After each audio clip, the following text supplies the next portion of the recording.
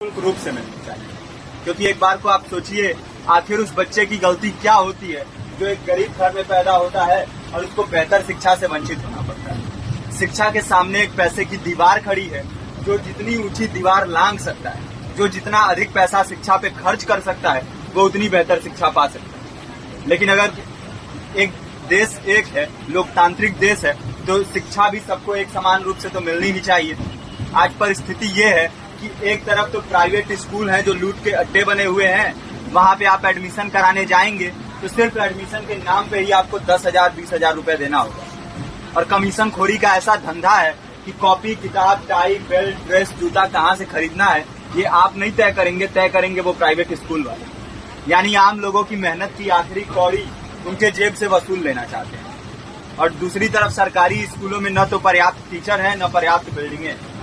2019 का ही ये पुराना आंकड़ा है कि हर 100 में से 52 स्कूलों में या तो एक टीचर है या 2 टीचर हैं। और उन्हीं टीचरों के ऊपर जिम्मेदारी थोप दी जाती है कि जनगणना करो, मतगणना करो, पशुगणना करो, तमाम काम करवाए जाते हैं। और 19 के बाद से तब से कितने टीचर रिटायर हुए होंगे और 18 के बाद से कोई टीचर की वैकेंसी भी नहीं है। आप खुद भी सोच सकते हैं ये परिस्थिति और कितनी बिगड़ी हो। इसीलिए हम लोग ये मांग उठा रहे हैं, चाहे कोई राष्ट्रपति का बच्चा हो या किसी मजदूर का, सबको शिक्षा एक समान मिलनी चाहिए और निःशुल्क रूप से मिलनी चाहिए। प्रेमचंद ने अपने दौर में भी कहा था कि एक सभ्य समाज में ऊंची से ऊंची तालीम मुफ्त होनी चाहिए और इसका पूरा खर्च गवर्नमेंट को उठाना चाहिए, क्योंकि हमारे देश को फौज से ज्यादा आवश्यकता तालीम की है। और शिक्षा से जुड़ता हुआ ही दूसरा मुद्दा हम लोग उठा रहे हैं। दूसरा मुद्दा है रोजगार का। रोजगार की परिस्थिति ये है कि आज सरकारी सेक्टर हो या प्राइवेट, सब कुछ ठेका संविदा के हवाले किया जा रहा है। परमानेंट नौकरियां लगातार घटाई जा रही है। इसी रेलवे में 1995 के आसपास लगभग 18.5 लाख कर्मचारी काम करते थे, लेकिन आज उनकी संख्या 12 लाख थी। आप खुद भी सोच सकते हैं कितने बड़े पैमाने पे परमानेंट पदों को घटाया जा रहा है। और आज आलम ये है, एक तरफ लाखों पद खाली पड़े हैं, फिर भी कोई वैकेंसी नहीं निकलती। जो वैकेंसियां निकलती हैं उनमें भ्रष्टाचार होता है, पेपर लीक हो जाते हैं। RO, UP police, BPSC, SSC, CGL, ऐसे तमाम पेपर लीक हो चुके हैं, आप लोग भी जानते ही। अभी नीट की धांधली में ये पता चला कि एक एक पेपर 30 लाख से 50-50 लाख रुपए में बेचा गया। हम और आप तो ये पैसा नहीं दे सकते। पूरी की पूरी कारस्तानी सरकार, प्रशासन, शिक्षा माफियाओं की होती है। और भुगतता कौन है?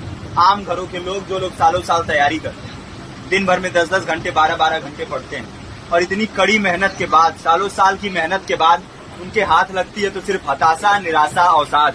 बहुत से छात्र नौजवान जो इस बेबसी में, इस डिप्रेशन में नहीं जी पाते, आत्महत्या तक के कदम उठा लेते हैं। लेकिन ये देश की विडंबना है कि टीवी चैनल, अखबार, मीडिया, नेता, मंत्रियों के लिए कहीं ये कोई मुद्दा नहीं है। उनके लिए मुद्दे हैं तो जाति, धर्म, रंग, नस्ल, अगड़ा पिछड़ा। आज जब पूरी परिस्थिति इतनी भयावह है तो ये जरूरी है कि लोगों के बीच में जाया जाए, लोगों को संगठित किया जाए और एकजुट किया जाए। क्योंकि आज अगर अपने मुद्दों पर बोलेंगे नहीं तो कल को ये परिस्थिति और बिगड़ेगी। हो सकता है ले दे के अपनी जिंदगी तो हम लोग काट ले जाएं, लेकिन आने वाली पीढ़ियों को क्या भविष्य देके जाएंगे, ये भी सोचने वाली बात है। हमारे साथी ने आपको पर्चा दिया है, पर्चा आप तक पहुंच गया है।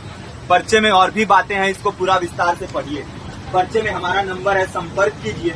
फेसबुक का, इंस्टाग्राम का लिंक है, आप वहां पे जाएंगे तो आपको पता भी चलते रहेगा कि लगातार किन किन माध्यमों से हम इस अभियान को चला रहे हैं। नुक्कड़ नाटक, संगीत, शिक्षा सहायता मंडल, लाइब्रेरी, तमाम माध्यमों से इस अभियान को चला रहे हैं और कोशिश कर रहे हैं कि बड़े से बड़े पैमाने पर हर जगह पे लोगों को संगठित किया जाए और एकजुट किया जाए। आपके बीच भी आए हैं आपका साथ और सहयोग दें।